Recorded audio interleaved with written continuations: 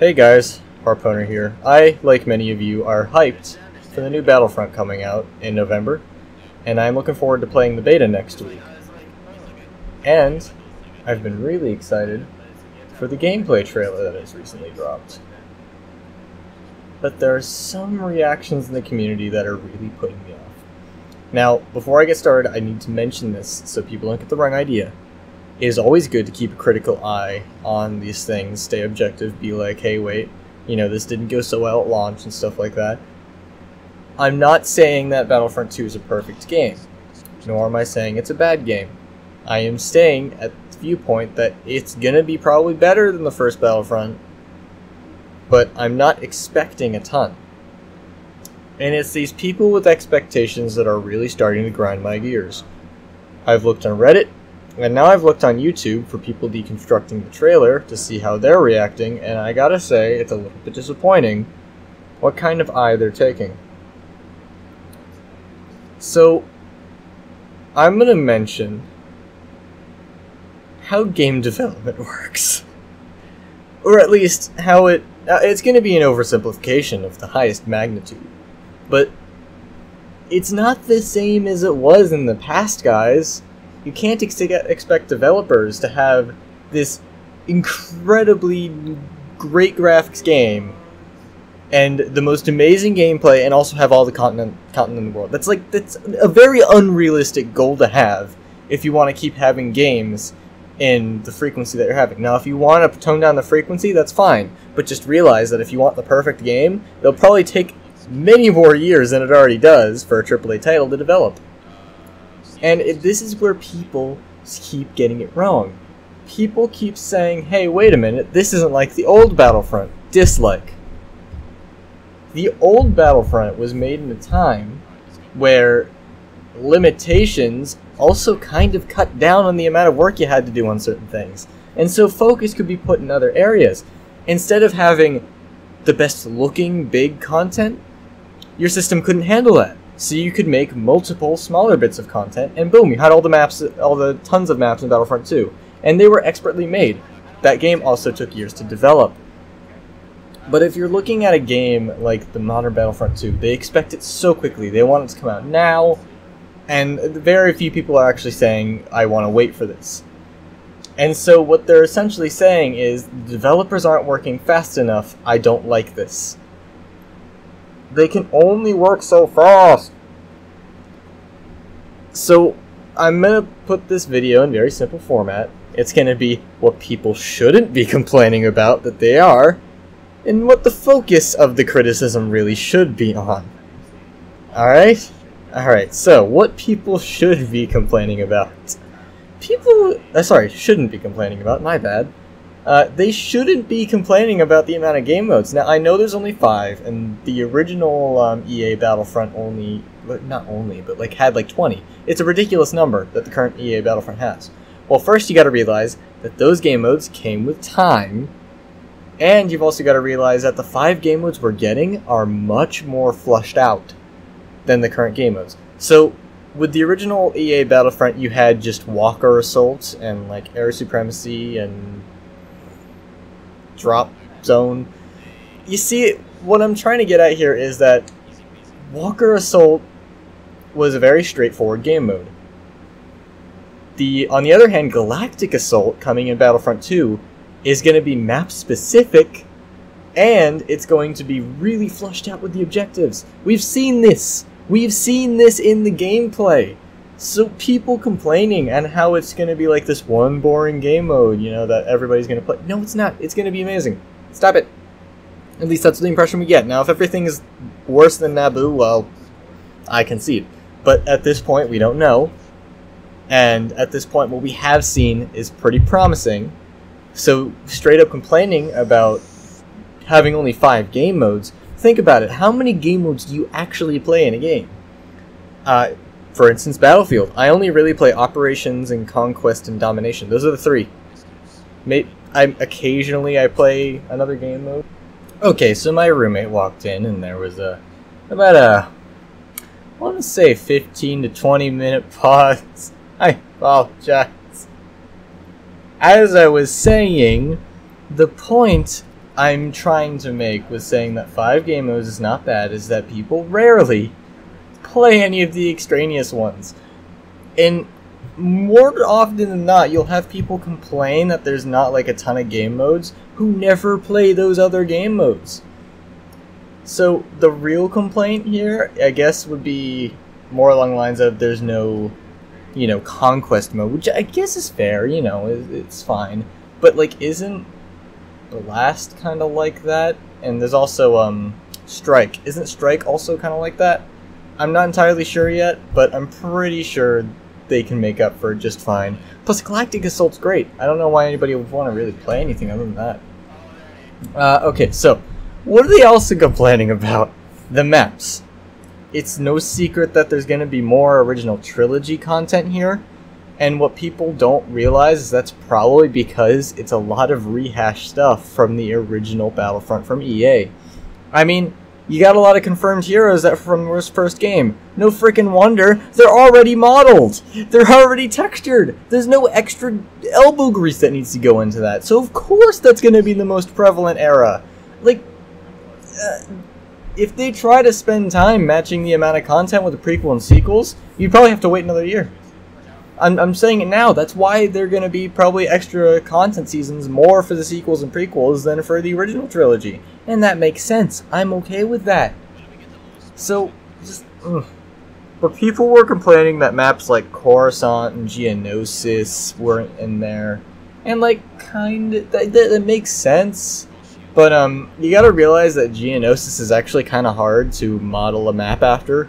Because most of what Geonosis actually is in the Clone Wars canon, pretty much, is big open plains.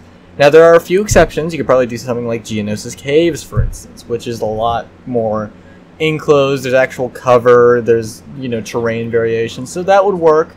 But I feel like the team just needs more time to decide, here's how we're going to do Geonosis. We want it to be big vehicular kind of stuff, while also... being along the lines of, oh god, what was it? Oh no, having cover, thank you, my brain. So they're probably going to want to find a balance in which, like, you have the clones attacking the droids, they'll probably have ATTs, and that'll be great. But, for right now, Geonosis not being in is probably for the better, because they need more time to focus on that instead of focus on making the rest of the game. And... not having Coruscant's kind of understandable, because have you seen the graphics that Battlefield and Battlefront have? They're incredible. Now trying to replicate that in a city environment, a futuristic city environment, probably takes a lot of work. So Coruscant's probably pushed down later in line, but like I'd be more shocked to not have Coruscant in this season. Yeah, it's just... Anyway, on to the next thing that people really shouldn't be complaining about. The amount of heroes. Now, bear with me, please. I understand, a lot of people want Grievous, a lot of people want Obi-Wan, a lot of people want Anakin. I get it. Alright? I'm kind of heartbroken too.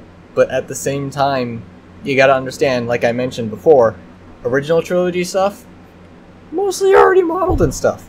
And also realize, by the way, sequel trilogy has just about the same amount of content as the prequels. But nobody's paying attention to that, are they? They're saying, oh, the prequels don't have enough, boo-hoo, it pales in comparison to original trilogy. So do sequel! That's because they have to model new things there. As said by developers, I think, don't quote me on that. Don't.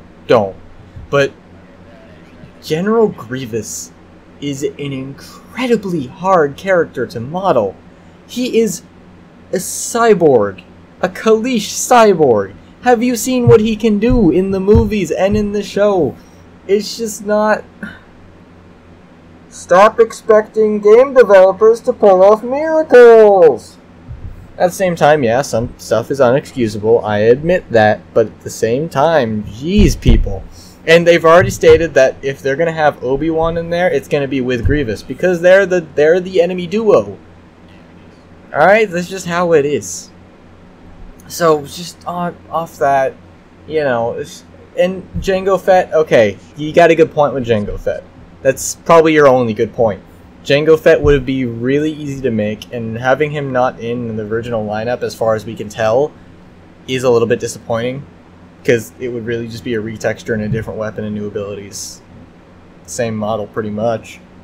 But, you know, aside from that, it's pretty obvious that a lot of the complaints that I've been seeing are not really founded and not really based in actual fact or any sort of logic at all. So what should people actually be complaining about? Lord, I'm having issues today. It is tired. I'm receiving something in the mail tomorrow for another video. Anyways, what people should actually be complaining about is, well, it's two things, actually. I'm most worried, personally, about the star card system. From the gameplay trailer, which, by the way, I'm not really picturing this in any of the video. I'm too lazy to edit that much because I'm in college, and that requires more of a attention to make sure I'm not missing assignments, but also because I'm trying to game at some point, so I just want to have the time to enjoy myself. But, the star card system almost looks like it could be pay to win.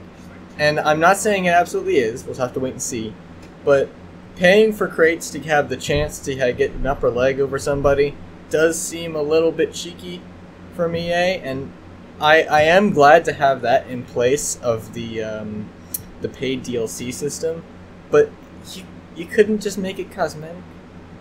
And I understand regular players can of course get these upgraded star cards through crate drops, and they can upgrade them with scraps, I get that.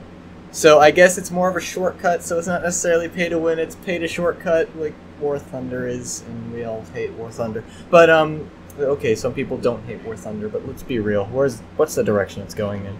This is a completely different discussion that I'll have at another date. Cross-era heroes is the other thing I'm worried about. Not too much, though. I don't want to see Rey with the clones again. I don't. But if I do, I won't be very disappointed. I think what's going to happen is they're going to have people select what heroes they have in their lineup before the battle starts, kind of like how you select your SAR cards in the first one before you actually enter the battle. If that's the case, then I'd like that, because I think a lot of people would actually respect the eras, and it would be up to the players. So, you know, everybody can just yell at the guy who brings Rey into frickin', I don't know, the frickin' prequels, and the person who brings Maul into the sequels. And makes the really crappy joke that Maul survived the encounter with Obi-Wan on Tatooine. I'm sorry. That's a good running joke, though. The fact that he just lives through everything. So yeah, I mean, I don't find that to be a huge deal. I would like it to stay era-specific, but I can kind of understand with the huge disparity between light side and dark side, and original trilogy versus prequel and sequel, how that would actually need to be implemented in some respect. So, you know, this is just my 2 cents about, like, I see DICE putting their heart and soul into Battlefront 2. The game developers, I love them, because they do such good work under the fist of EA, and they genuinely try to listen to the community and do what they can to please the community. And seeing them get bashed because they can't work fast enough to get stuff out that the people want in the deadline that EA is giving them, and them taking all the blame for it, just breaks my heart. If any of them from DICE are watching this, which they are certainly not, but, you know, if they are, wish you guys luck. I hope this game is great, and if it's not, you tried your best. And I really imagine it will be great. I mean, I'll probably be spending all my time as a clone or a droid. I don't really want to play sequels, but it does look a little more interesting after the trailer. But I was just really having a small rant about how the community's taking Battlefront, because right now it seems a lot of people are throwing crap at DICE when they don't even have their grubby little hands on the actual copy of the game, which is a little bit infuriating because they don't even know what it's like to develop, or they don't even know what it's like to be on the receiving end of this stuff. And I'm just looking out for the developers, you know. I want people to have a little more of a positive attitude and not necessarily overhype, but just like not be so harsh before the game's even out, you know. It's like those people who give I don't even know, man. I'm just not even gonna. I'm tired. I'm very tired, you know that? When I look on Reddit and I see this stuff, I'm like, oh crap. I'm gonna rant about this, aren't I? So, yeah. You know. And of course, I'll keep an eye out for when the game's out. If there's any problems, of course I'm gonna critique it. I'm not enough of a fanboy to realize where problems, you know, exist and just ignore them. No, I understand what problems are, and I understand that they are problems. And I imagine Cross-Era Heroes, for instance, will be a little bit of a problem for immersion. And there are pros and cons, but people are putting the pros and the cons, and it's not how this should work. I need to go. I've ranted too long. I'll see you guys in the next video. It'll be more cheerful because I'm going to be recording Gmod later. Bye.